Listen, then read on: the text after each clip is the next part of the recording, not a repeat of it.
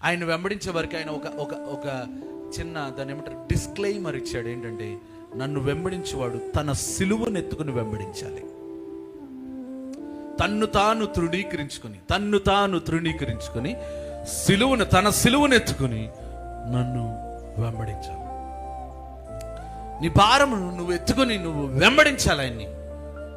బరువే, కొంచెం ఇరుకు మార్గమే, కానీ విశాలతను కలుగు చేయవాడే అన్నాడు. నువ్వు విశాల మార్గం ఎంచుకుంటే రేపొద్దున ఇరికించబడతావు.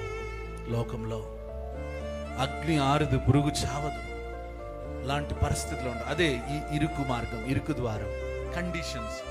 ఈ కండిషన్స్ అన్నిటికీ ఒప్పుకొని తగ్గించుకొని, నాకు ఈ లోకం కాదు, ఈ లోకంలో ఉన్నదంతా నా తండ్రిదే.